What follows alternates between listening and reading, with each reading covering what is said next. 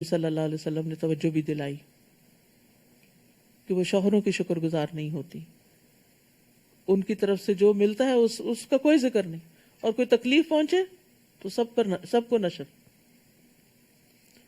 اور موسیٰ نے تم سے کہا اگر تم اور جو بھی روئے زمین پر موجود ہیں سب کے سب کفر کرو گے تو بھی اللہ تم سب سے بے نیاز ہے، کیونکہ وہ خود اپنی ذات میں محمود ہے۔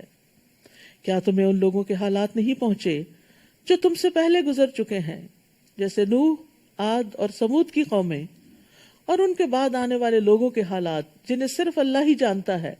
ان کے پاس ان کے رسول واضح دلائل لے کر آئے تو انہوں نے اپنے ہاتھ اپنے منہ میں دے لیے اور کہنے لگے جو پیغام تم لائے ہو ہم اس کا انکار کرتے ہیں، اور جس بات کی طرف تم ہمیں بلاتے ہو اس سے ہم ایسے شک میں پڑ گئے جو ہمیں بے چین کر رہا ہے۔ رسولوں نے انہیں کہا کیا اس اللہ کے بارے میں شک ہے جو آسمانوں اور زمین کا پیدا کرنے والا ہے؟ وہ تمہیں بلاتا ہے کہ تمہارے گناہ معاف کر دے اور ایک معین عرصے تک تمہیں مہلت بھی دیتا ہے۔ وہ کہنے لگے تم تو ہمارے ہی جیسے انسان ہو، تم چاہتے یہ ہو کہ ہمیں ان معبودوں سے روک دو جنہیں ہمارے باپ دادا پوجتے تھے، ہمارے پاس کوئی واضح معجزہ تو لاؤ۔ یعنی الٹا پیغمبروں کو ان کی نیت پہ شک کیا، ان کی بات کو ٹویسٹ کیا اور کچھ سے کچھ بنا دیا۔ پیغمبر کس چیز کی طرف بلا رہے تھے اور وہ اس کو کس طرح انٹرپریٹ کر رہے تھے۔ اور جو بھی اللہ کی طرف بلاتا ہے ضروری نہیں کہ لوگ اس کی بات سمجھ جائیں، بعض اوقات وہ اس کو غلط معنی دیتے ہیں اور خوب تنقید کرتے ہیں، حالانکہ آپ نے وہ بات کہی نہیں ہوتی۔ ایسے میں یہ چیز بڑی تسلی دیتی ہے کہ اللہ تو جانتا ہے ہم کیا کر رہے ہیں۔ اب مثلاً قرآن مجید میں اللہ تعالیٰ ہی صبر کا حکم دے رہے ہیں نا، کتنی دفعہ صبر کا ذکر ہوا، کتنی دفعہ شکر کا ذکر ہوا۔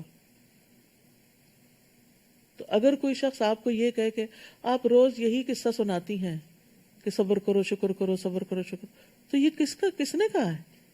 میں اپنے پاس سے تو نہیں گھڑ کے کہہ رہی کہ یہ کرو، یہ تو جس نے ہمیں پیدا کیا ہے وہی پیغام دے رہا ہے، اور اگر ہم یہ کریں گے تو ان فائدوں کو بھی پہنچیں گے، اور اگر ہم صبر و شکر نہیں کرتے تو مزریبل لائف گزارتے ہیں۔ ہر وقت کڑواہٹ بڑی رہتی ہے ہمارے منہ میں، جب بات نکلتی ہے منہ سے کڑوی نکلتی، ظاہر جیسا منہ ہوگا ویسی بات نکلے گی نا، یا جیسا دل ہوگا ویسے ہی خیالات ہوں گے آپ کے دوسروں کے بارے میں۔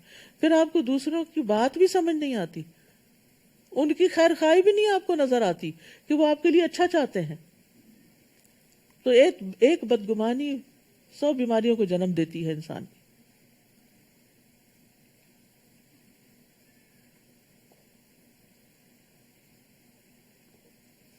رسولوں نے انہیں کہا ٹھیک ہے ہم تمہارے ہی جیسے انسان ہیں، مگر اللہ اپنے بندوں میں سے جس پر چاہتا ہے انسان فرما دیتا ہے، اور یہ ہماری طاقت نہیں کہ اللہ کے حکم کے بغیر کوئی معجزہ لا سکیں، اور ایمان لانے والوں کو اللہ ہی پر بھروسہ کرنا چاہیے۔ اور ہم اللہ پر کیوں نہ بھروسہ کریں جبکہ اس نے ہمیں ہماری سب راہیں دکھا دی ہیں، اور جو دکھ تم ہمیں دے رہے ہو اس پر ہم صبر کریں گے، اور بھروسہ کرنے والوں کو اللہ ہی پر بھروسہ کرنا چاہیے۔ آخر کافروں نے اپنے رسول سے کہہ دیا کہ ہم تمہیں اپنے ملک سے نکال دیں گے یا تمہیں واپس ہمارے دین میں آنا ہوگا۔ تب ان کے رب نے ان کی طرف وحی کی کہ ہم ان ظالموں کو یقیناً ہلاک کر دیں گے، اور ان کے بعد تمہیں اس ملک میں آباد کریں گے۔ یہ انعام اس شخص کے لیے ہے جو میرے سامنے جواب دہی کے لیے کھڑا ہونے سے اور میری وعید سے ڈرتا ہو۔ تو اللہ کے غضب اور اس کی وعید سے ڈرنا ایمان کی علامت ہے۔ رب کی نافرمانی سے ڈرنا یہ بھی ایمان کی علامت ہے۔ جب ہم کوئی غلط کام کر لیتے تو ہمیں ڈر لگنا چاہیے کہ ہماری پکڑ نہ ہو۔ بعض اوقات انسان گناہ کی وجہ سے اپنے رزق سے محروم کر دیا جاتا، اور وہ رزق صرف مال و دولت نہیں ہوتا، کسی نیک کام کی توفیق اور اس کو اچھی طرح کرنے کی توفیق بھی ہو سکتی ہے۔ اور رب سے ڈرنے والے کے لیے جنت کا وعدہ ہے، وَلِمَنْ خَافَ مَقَامَ رَبِّهِ جَنَّتَانِ، کیونکہ یہ خوف انسان کو بری بات زبان سے نکالنے سے روکتا ہے، بیڈ بیہیویئر سے روکتا ہے، اچھا مخلص انسان بناتا ہے، اچھی عبادات کرواتا ہے کہ وہ سمجھتا ہے میں اپنے رب کے سامنے کھڑا ہوں۔ وَاسْتَفْتَحُوا وخاب کل جبار عنید، رسولوں نے فتح کی دعا مانگی تھی اور اس کے نتیجے میں ہر جابر دشمن نامراد ہو گیا. من ورائہ جہنم ویسقى من ماء صدید، اس کے بعد اس کے لیے جہنم ہوگی اور پینے کو اسے پیپ کا پانی دیا جائے گا. استغفر اللہ. جسے وہ گھونٹ گھونٹ پیے گا اور اسے بمشکل ہی حلق سے اتار سکے گا. موت اسے ہر طرف سے آئے گی مگر وہ مرے گا نہیں، اور اس سے آگے اور سخت عذاب ہوگا. ابراہیم تیمی کہتے ہیں کہ کافر کو موت اس کے جسم کی ہر جگہ سے آئے گی، حتیٰ کہ اس کے بالوں کے کناروں سے بھی. اس کے جسم کی ہر جگہ میں پائی جانے والی دردوں اور تکلیفوں کی وجہ سے ہر طرف سے موت اس کو گھیرے ہوئے ہوگی. ضحاک کہتے ہیں اس کے پاس موت ہر جانب اور ہر جگہ سے آتی، یہاں تک کہ اس کے پاؤں کے انگوٹھوں سے بھی، یعنی ہر طرف سے وہ نزع اور سکرات میں پکڑا ہوا ہوگا. جن لوگوں نے اپنے رب سے کفر کیا ان کے اعمال کی مثال اس راکھ کی سی ہے جسے آندھی کے دن تیز ہوا نے اڑا دیا ہو. یہ لوگ اپنے کیے کرائے میں سے کچھ بھی نہ پا سکیں گے. یہی پرلے درجے کی گمگشتگی ہے. کیا تم دیکھتے نہیں کہ اللہ تعالیٰ نے آسمانوں اور زمین کو حق کے ساتھ پیدا کیا ہے؟ اگر وہ چاہے تو تمہیں لے جائے اور تمہاری جگہ نئی مخلوق لے آئے، اور یہ بات اللہ تعالیٰ کے لیے کچھ دشوار نہیں. اور جب یہ لوگ اللہ کے سامنے حاضر ہوں گے تو کمزور لوگ ان لوگوں سے جو دنیا میں بڑے بنے ہوئے تھے کہیں گے ہم تو تمہارے ہی پیچھے لگے ہوئے تھے، بتاؤ آج آپ اللہ کے عذاب سے بچانے کے لیے ہمارے کچھ کام آ سکتے ہو؟ وہ کہیں گے اگر اللہ ہمیں ہدایت دیتا تو ہم بھی تمہیں دیتے. ہمارے لیے یکساں ہے کہ ہم بے صبری کریں یا صبر کریں، بہرحال ہمارے لیے نجات کی کوئی جگہ نہیں. تو ہدایت کی رغبت دنیا میں ہی ہو جانی چاہیے، آخرت میں کچھ فائدہ نہ ہوگا. اب یہاں سے خطبہ شیطان شروع ہوتا ہے. اس کو خطبہ شیطان کہتے ہیں کہ جب سارے انسانوں کا فیصلہ ہو چکے گا، جنت والے جنت میں چلے جائیں گے، جہنم والے جہنم میں، تو شیطان ایک خطبہ دے گا. کیا کہے گا؟ وقال الشیطان لما قضی الامر ان اللہ وعدکم وعد الحق ووعدتکم فاخلفتکم. اور جب تمام امور کا فیصلہ چکا دیا جائے گا تو شیطان کہے گا اللہ نے تم سے جو وعدہ کیا تھا وہ سچا تھا، اور میں نے بھی تم سے ایک وعدہ کیا تھا جس کی میں نے تم سے خلاف ورزی کی، اور میرا تم پر کچھ زور نہ تھا، بجز اس کے کہ میں نے تمہیں اپنی طرف بلایا تو تم نے میری بات مان لی. لہٰذا آج مجھے ملامت نہ کرو بلکہ اپنے آپ ہی کو کرو. آج نہ میں تمہاری فریاد رسی کر سکتا ہوں اور نہ تم میری کر سکتے ہو. اس سے پہلے جو تم نے مجھے اللہ کا شریک بنایا میں اس کا انکار کرتا ہوں. ایسے ظالموں کے لیے یقیناً دردناک عذاب ہے. استغفر اللہ. اب آپ دیکھیے کہ ابلیس لعنہ اللہ جہنم میں جا کے جو تقریر کرے گا تو اس کا مقصد کیا ہے؟ جو ہونا تھا ہو چکا، تاکہ لوگوں کو اور زیادہ غم میں مبتلا کرے، ان کو حسرتیں دلائے، انہیں مزید خسارے میں ڈالے، ان کو پریشان کرے. دیکھیے ایک شخص آپ کو دھوکہ دیتا ہے، آپ کو پتہ نہیں چلتا تو آپ کا غم آدھا ہوتا ہے، لیکن جب آپ کو پتہ چل جاتا ہے کہ اس نے آپ پر چیٹ کیا ہے تو پھر کیا ہوتا ہے؟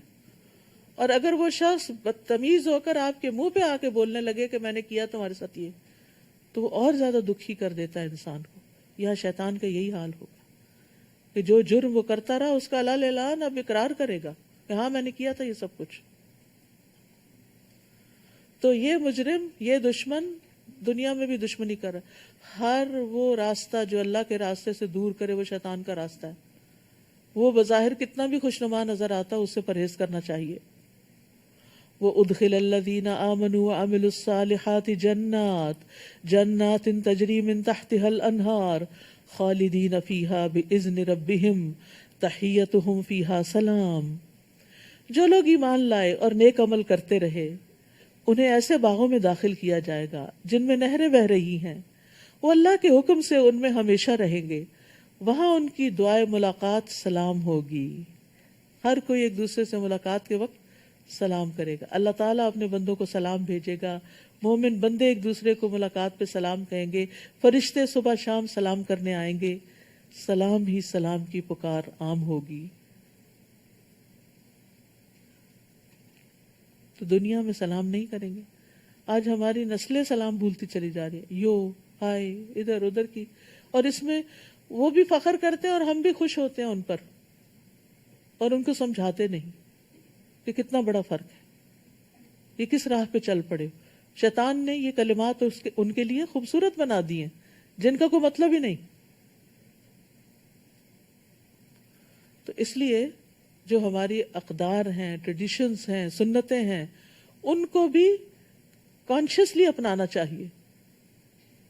کسی کام کے شروع میں بسم اللہ کہنا، الحمدللہ کہنا، اللہ کا ذکر بلند آواز سے کرنا، کیونکہ وہ احساس کمتری کا شکار ہے نا،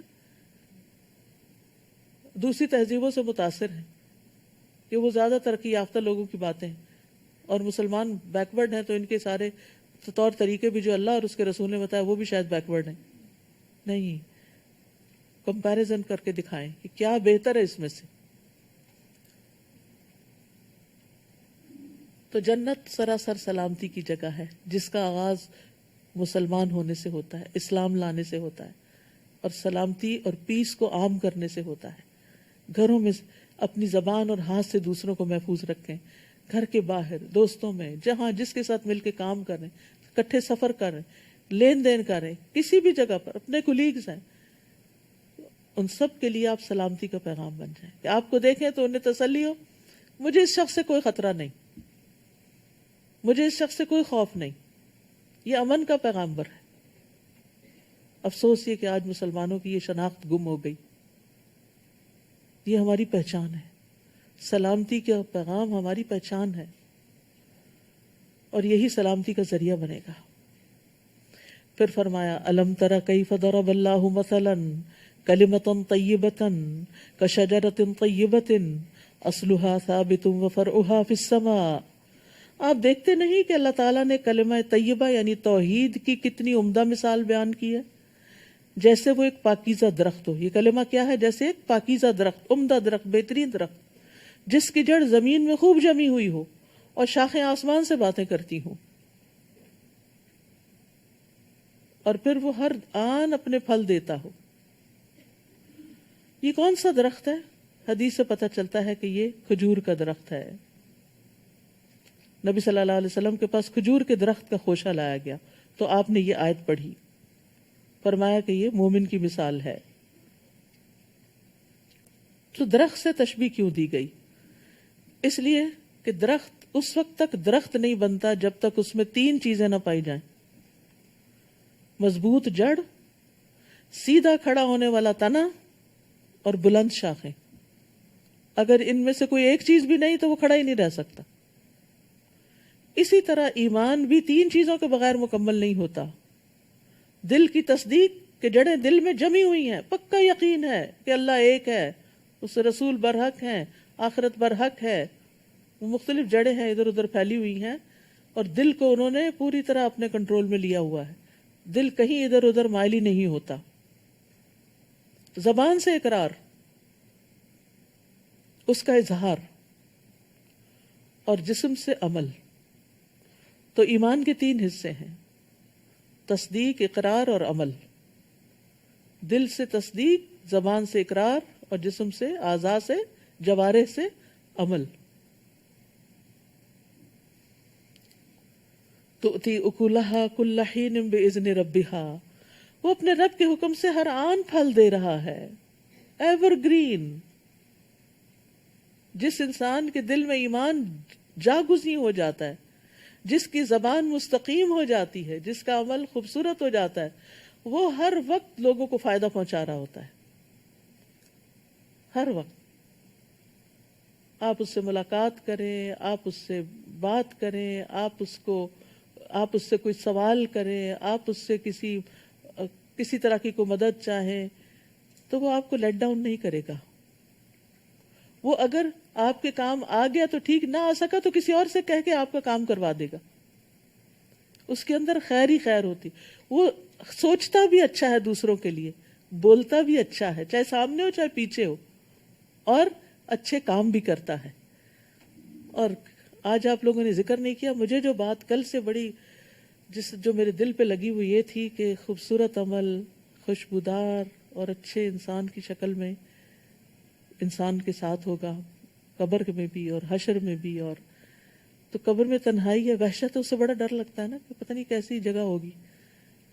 تو اس سے عمل کرنے کا شوق بڑھتا ہے کہ اچھا یہ عمل بڑھتا جائے گا، جتنا زیادہ عمل کریں گے اتنا ہی وہ خوبصورت ہوگا اور اتنا ہی وہ زیادہ بڑا ہوگا. تو انسان کا سارا غم چلا جائے گا. تو یہ ایسا انسان ہوتا ہے. تو ہمیں سوچنا چاہیے کہ کیا ہم وہ درخت ہیں کہ جو ہر وقت پھل دے رہا ہے، یعنی اور نہیں کسی کو دیکھے تو اسمائل ہی کر لیں، یہ بھی پھل دینا ہے، ایور گرین. باقی آپ دیکھیں سارے درخت خزاں میں جڑ جاتے ہیں اور دیکھے تو دل گھبراتا ہے ان کو کہ یہ کیا ہوا، سب کچھ لٹ گیا، لٹے پٹے ہوتے ہیں. لیکن کھجور کا درخت کسی موسم میں نہیں لٹتا، وہ گرین ہی رہتا ہے. اور پھر یہ تو مومن کی مثال ہے کہ ہر موسم میں ہر طرح کے حال میں. اچھا ہمارا حال یہ ہوتا ہے جب اچھے دن ہو نا تو ہم اچھے خوش اخلاق ہوتے ہیں، اور ذرا تھکے میں ہو اور ذرا بیمار ہو یا کوئی ہمیں پریشان کر دے، پھر دیکھیں ہم کیا ہوتے ہیں، پھر ہمارے پھلوں کا سیزن ختم ہو جاتا ہے. کبھی دن کو اچھے ہوتے ہیں، رات کو اچھے نہیں ہوتے، کبھی رات کو اچھے ہوتے ہیں اور دن کو اچھے نہیں ہوتے. تو اب آ رہی ہیں دن کی عبادتیں بھی اور رات کی عبادتیں بھی. اللہ ہمیں توفیق دے دے اور قبول کر لے. تو مومن کے نیک اعمال رات اور دن ہر موقع پر ہر وقت اس کو اوپر بلند کرتے رہتے ہیں. اور گندے کلمے شرک کی مثال ایک خراب درخت کی طرح ہے جسے زمین کی سطح سے ہی اکھاڑ پھینکا جائے اور اسے کچھ استحکام نہ ہو. جو جڑی بوٹیاں سی ہوتی ہیں جو زمین میں پھیلی ہوتی ہیں کانٹوں والی، جو بھی گزرے اس کو پکڑ لیتی. جو لوگ ایمان لائے اللہ انہیں اس قول ثابت کلمہ طیبہ سے دنیا کی زندگی میں بھی ثابت قدم رکھتا ہے. دنیا میں ان کو استقامت نصیب ہوتی ہے، اچھے کام کرتے رہتے ہیں، اور آخرت میں بھی رکھے گا. اور جو ظالم ہے اللہ انہیں بھٹکا دیتا ہے، اور اللہ وہی کرتا ہے جو چاہتا ہے. نبی صلی اللہ علیہ وسلم نے فرمایا مومن جب اپنی قبر میں بٹھایا جاتا ہے تو اس کے پاس فرشتے آتے ہیں، پھر وہ شہادت دیتا ہے کہ اللہ کے سوا کوئی معبود نہیں اور بے شک محمد صلی اللہ علیہ وسلم اللہ کے رسول ہیں. تو یہ اللہ کے اس فرمان کی تعبیر ہے یثبت اللہ الذین آمنوا بالقول الثابت فی الحیات الدنیا وفی الآخرہ. اور آخرت کی پہلی منزل قبر ہے. لیکن جو ظالم ہیں ان کو اللہ تعالیٰ حق بات سے محروم رکھے گا. وَيُضِلُّ اللَّهُ الظَّالِمِينَ وَيَفْعَلُ اللَّهُ مَا يَشَاءُ. اور اللہ جو چاہتا ہے کرتا ہے. یعنی ظالموں کو ان کی قبروں میں یہ کلمہ نصیب نہیں ہوگا، وہ صحیح جواب نہیں دے سکیں گے. حدیث میں آتا ہے، طویل حدیث کا حصہ ہے، وہ آپ نے موت کا ذکر کیا اور فرمایا کافر کی روح اس کے جسم میں لوٹائی جاتی ہے. 2 فرشتے اس کے پاس آتے ہیں، اسے اٹھا بٹھاتے ہیں، اس سے پوچھتے ہیں تیرا رب کون ہے؟ وہ کہتا ہے ہاں لا ادری، مجھے نہیں پتا. پھر اس سے پوچھتے ہیں وہ کون ہے جو تمہیں مبعوث کیا گیا؟ وہ کہتا ہے ہاں مجھے نہیں پتا.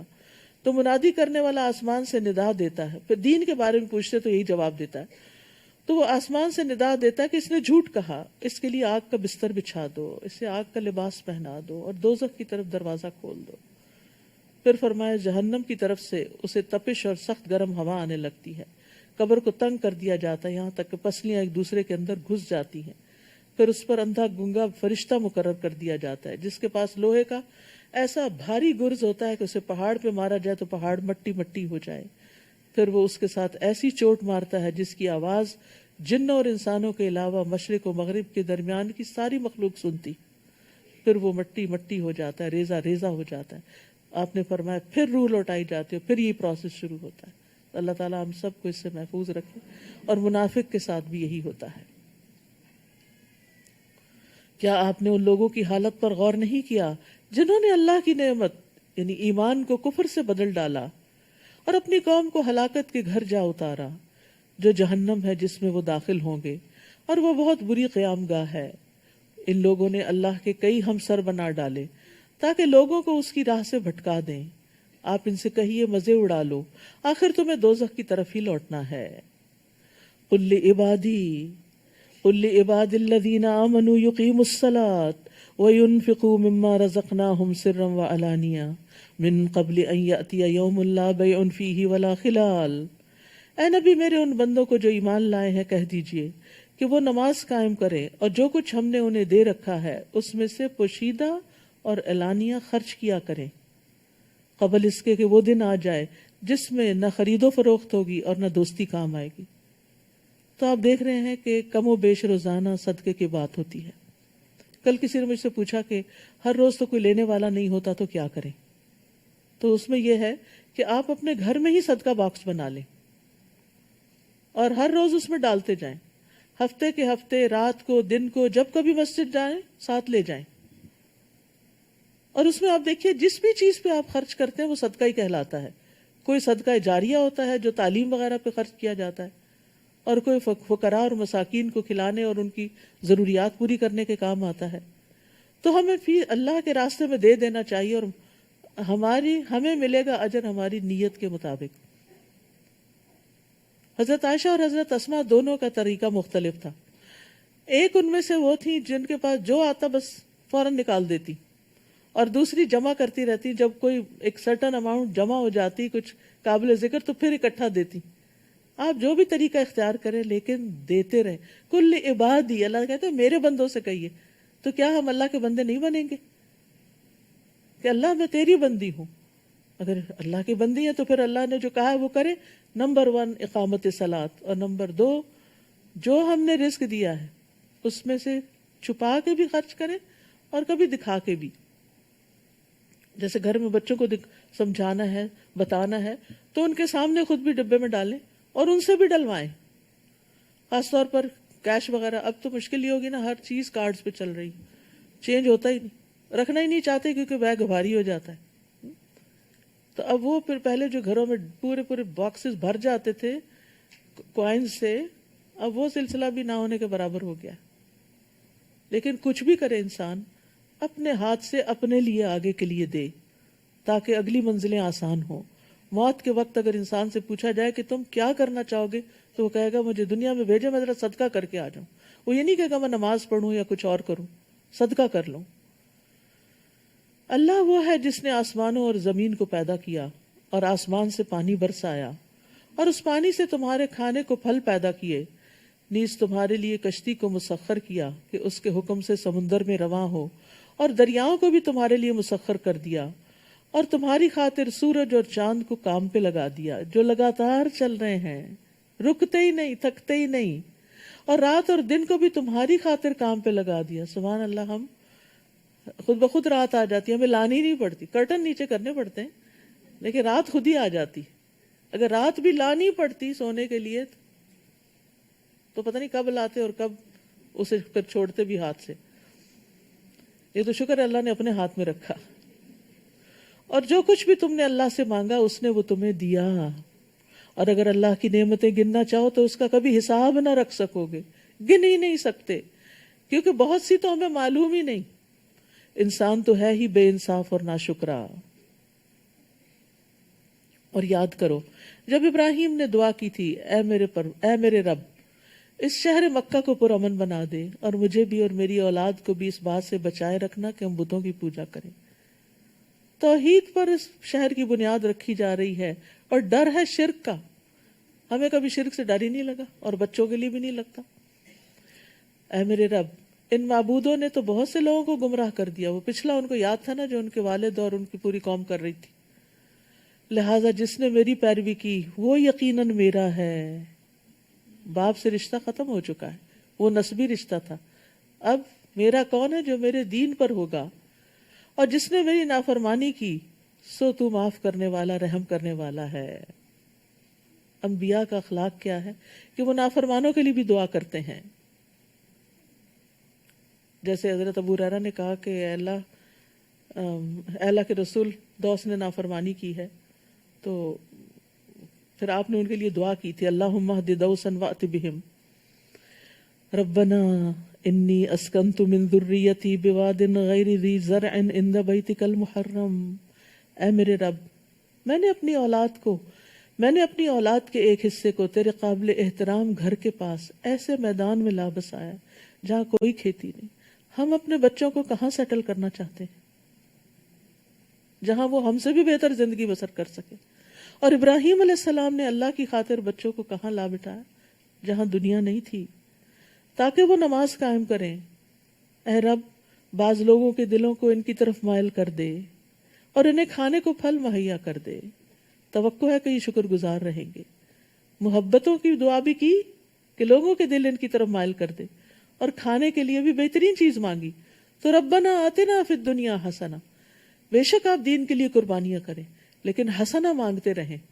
یہ نہیں کہ اپنے آپ کو مشقتوں میں ہی رکھنا پسند کریں، لیکن اللہ کی خاطر اگر قربانی کرنی پڑے، کبھی نعمتیں اور آرام چھوڑنے پڑے تو خوشی سے چھوڑ بھی دیں۔ اے رب، جو کچھ ہم چھپاتے ہیں یا ظاہر کرتے ہیں تو سب کچھ جانتا ہے۔ زمین و آسمان میں کوئی چیز ایسی نہیں جو اللہ سے چھپی ہوئی ہو۔ اس اللہ کا شکر ہے جس نے مجھے بڑھاپے میں اسماعیل اور اسحاق عطا کیے۔ بلا شبہ میرا رب دعا سنتا ہے۔ رب اجعلنی مقیم الصلاۃ ومن ذریتی ربنا وتقبل دعاء ربنا اغفر لی ولوالدی وللمؤمنین یوم یقوم الحساب۔ اے رب، مجھے بھی اور میری اولاد کو بھی نماز قائم رکھنے والا بنا۔ اے رب، میری یہ دعا قبول فرما۔ اے رب، مجھے اور میرے والدین اور سارے مومنوں کو اس دن معاف کر دینا جب حساب لیا جائے گا۔ مومنوں، یہ کبھی خیال نہ کرنا کہ ظالم جو کچھ کر رہے ہیں اللہ ان سے بے خبر ہے۔ وہ تو انہیں اس دن کے لیے مہلت دے رہا ہے جس دن نگاہیں پھٹی کی پھٹی رہ جائیں گی۔ وہ یوں اپنے سر اٹھائے اور سامنے نظریں جمائے دوڑے جا رہے ہوں گے کہ ان کی نگاہیں ان کی اپنی طرف بھی نہ مڑ سکیں گی، اور دل گھبراہٹ کی وجہ سے اڑے جا رہے ہوں گے۔ یعنی جہنم کی ہولناکی آنکھ نہ جھپکنے دے گی، شدید گھبراہٹ کی کیفیت ہوگی، اور ان کے دل سمجھ سے والا ہوں گے، شعور سے خالی ہوں گے۔ افئدتہم ہوا۔ اے نبی، آپ لوگوں کو اس دن سے ڈرائیے جب عذاب انہیں آ لے گا تو اس دن ظالم کہیں گے، ہے ہمارے رب، ہمیں تھوڑی سی مہلت اور دے دے، تھوڑی سی مدت اور مہلت اور دے دے، ہم تیری دعوت کو قبول کریں گے، تیرے رسولوں کی پیروی کریں گے۔ اللہ تعالیٰ انہیں جواب دے گا، کیا تم وہی لوگ نہیں ہو جو اس سے پہلے یہ قسمیں کھایا کرتے تھے کہ تمہیں کبھی زوال ہی نہیں آئے گا؟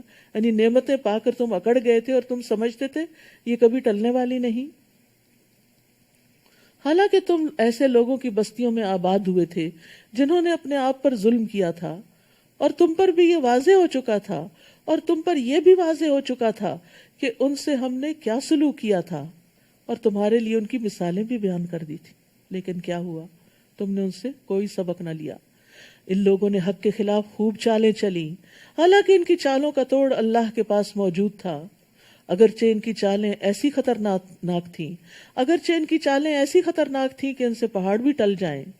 اے نبی، یہ کبھی خیال نہ کرنا کہ اللہ نے اپنے رسولوں سے جو وعدہ کیا ہے وہ اسے پورا نہ کرے گا۔ یقیناً وہ سب پر غالب اور انتقام لینے پہ قادر ہے۔ جس دن یہ زمین اور آسمان تبدیل کر دیے جائیں گے اور لوگ اکیلے اور زبردست اللہ کے حضور حاضر ہو جائیں گے، اور لوگ ایک اور زبردست اللہ کے حضور حاضر ہو جائیں گے، اور اس دن آپ مجرموں کو زنجیروں میں جکڑا ہوا دیکھیں گے، قیامت کے دن بھی، اور پھر جہنم میں ان کے لبادے تار کول کے ہوں گے اور آگ ان کے چہروں کو ڈھانک رہی ہوگی۔ یہ سخت ترین عذاب ہے جس کی یہاں ڈسکرپشن دی جا رہی ہے۔ یہ اس لیے ہوگا کہ اللہ ہر شخص کو اس کے کیے کا بدلہ دے، بلا شبہ اللہ فوراً حساب چکا دینے والا ہے۔ ھذا بلاغ للناس، یہ قرآن لوگوں تک پہنچانے کی چیز ہے، بلاغ، تبلیغ، ابلاغ، تاکہ اس کے ذریعے انہیں ڈرایا جائے، تاکہ لوگوں کو خبردار کیا جائے کہ آئندہ بڑا سخت دن آنے والا ہے، اور اس لیے بھی کہ وہ جان لیں کہ اللہ صرف وہ ایک ہی ہے، اور اس لیے بھی کہ دانش مند لوگ اس سے سبق حاصل کریں۔ یہ ہے قرآن کے آنے کا مقصد، کہ اس کو لوگوں تک پہنچایا جائے، اس سے لوگوں کو خبردار کیا جائے، اس سے لوگوں کو یہ بتایا جائے کہ اللہ ایک ہے، اور اس سے عقل مند لوگ نصیحت پکڑیں۔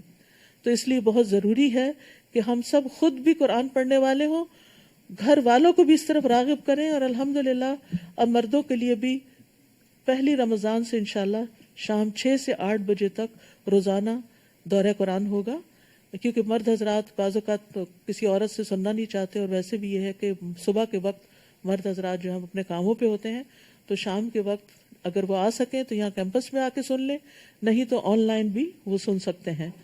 اور آن لائن میں آپ alhuda.us.com پہ جائیں اور وہاں پر رجسٹر کا، وہاں پر رمضان پروگرام کے جو وہ ہوں گے آپشنز ہوں گی، ان کو کلک کر کے جو یعنی فار مین جو ہے اس کو آپ وہ کر سکتے ہیں. یعنی آپ خود لگا دیں، گھر والے نہیں سنیں، خود لگا دیں، خود بھی کام کاج کرتے رہیں اور ان کو بھی سنواتے رہیں.